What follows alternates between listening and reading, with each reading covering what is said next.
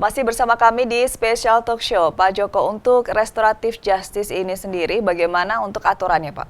Ya, jadi aturan pokoknya peraturan Kejaksaan Republik Indonesia nomor 15 tahun 2020. Aturan pokoknya. Setelah ini Pak Jampidum menerbitkan petunjuk pelaksanaan. Jadi supaya lebih rinci lagi, supaya tidak menimbulkan salah tafsir di daerah, karena pelaksanaannya itu daerah bukan di pusat. Makanya terbitlah September kemarin, 16 September itu petunjuk pelaksana dari Perja 15 2020. Yang di situ antara lain dalam poin kedua ini diatur dalam kondisi tertentu, misalkan untuk perkara pidana berkaitan dengan harta benda. Harta benda ya apa? Ya seperti pencurian, tadi berkaitan dengan harta benda. Itu ada beberapa hal yang perlu diperhatikan. Misalkan ancamannya di situ perkara itu lebih dari 5 tahun. Yang tadi pokoknya nggak boleh. Itu dibolehkan asalkan kerugiannya kurang dari 2,5. Kemudian kerugiannya lebih dari 2,5 yang seharusnya nggak boleh, itu boleh asalkan ancamannya kurang dari 5 tahun. Itu untuk kaitan dengan harta benda. Kemudian berkaitan dengan tubuh, nyawa atau kemerdekaan, ini juga ada aturan bahwa nilai barang bukti atau nilai kerugian boleh dikecualikan. Artinya boleh melebihi 2,5 juta. Kemudian mengenai kelalaian yang tadi kami sampaikan kejadian di antara Boyolali yang kecelakaan truk tadi, ancaman pidana dapat bukan denda atau penjara lebih dari 5 tahun dan kerugiannya dapat lebih dari 2,5.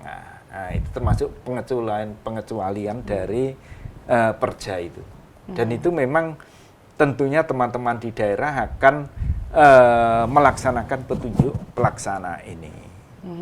Tadi Pak Joko sampaikan bahwa di daerah ini perlu sosialisasi lagi supaya tidak salah tafsir begitu. Tapi pernah kejadian salah tafsir, Pak? Selama ini bukan salah tafsir. Jadi tadi kami sampaikan sudah ada 5 yang sudah dihentikan penuntutannya. Tapi tidak semua usulan dari daerah itu langsung disetujui untuk di-RJ. Karena usulan dari daerah kemudian akan dipelajari dan kalau sudah sesuai dengan ketentuan, tentunya pimpinan Kepala Kejaksaan Tinggi akan menyetujui. Setelah disetujui oleh Kajati, kemudian ini kita kirim ke daerah untuk diterbitkan surat perintah penghentian penuntutan. Nah, yang sudah sampai penghentian penuntutan baru 5 ini. Selain 5 ini ada beberapa yang memang sama pimpinan tidak disetujui. Berapa yang tidak disetujui, Pak? Itu yang tidak saya hitung, yang jelas ada, dan karena memang apa? Tidak memenuhi syarat. Lebih banyak mana yang disetujui dengan yang tidak disetujui, Pak? Tidak begitu, Mbak. Jadi yang jelas tidak semua usulan dari daerah itu pasti memenuhi syarat dan disetujui. Intinya tidak semuanya disetujui. Betul. Kalau tidak memenuhi syarat, itu tentunya pimpinan akan tidak menyetujui untuk dihentikan penuntutan. Baik, tadi Pak Joko sudah sampaikan bagaimana aturan pelaksanaannya. Kemudian untuk asas pelaksanaannya seperti apa? Ya, jadi asas pelaksanaan itu ada 5. Yang pertama tentunya keadilan. Itu memang tujuan hukum kan keadilan. Tadi sudah kami sampaikan.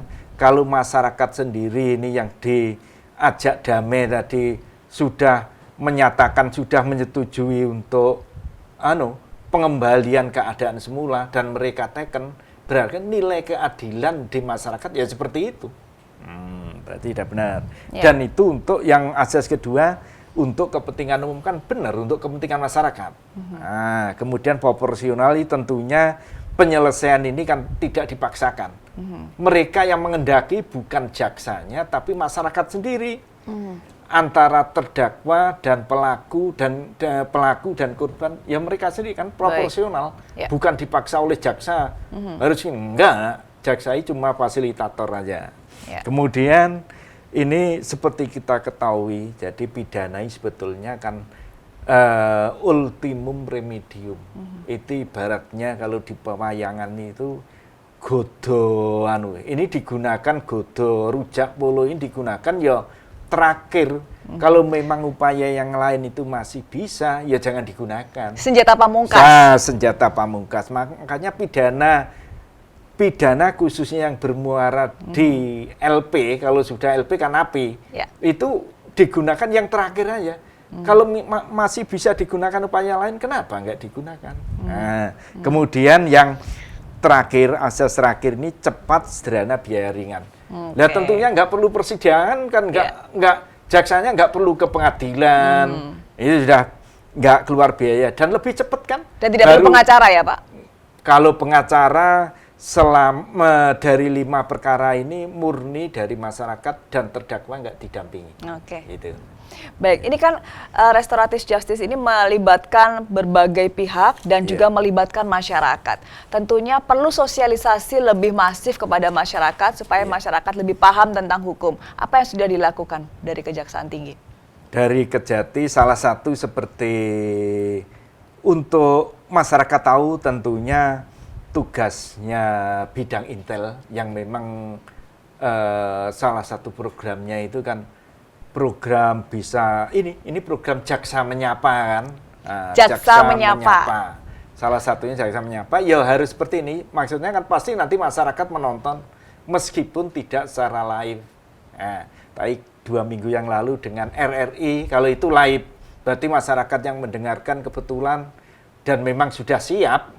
Kelihatan kemarin yang tanya kelihatan sudah siap karena memang benar-benar tanya, sudah tahu. Nah, itu salah satu upaya untuk masyarakat tahu. Itu di Semarang tentunya, kalau Kejati kan di Semarang. Teman-teman di daerah pun pasti ya akan mensosialisasikan dan memang perintahnya pimpinan harus disosialisasikan karena ini program unggulan dari Pak Jampidum khususnya dan Pak JA. Baik, tapi program ini bisa disaksikan oleh seluruh lapisan masyarakat, bukannya dari Jawa Tengah, tapi bisa dari seluruh Indonesia melalui live streaming. Baik, nanti kita akan lanjutkan di segmen berikutnya. Pemirsa tetaplah bersama kami di Special Talk Show.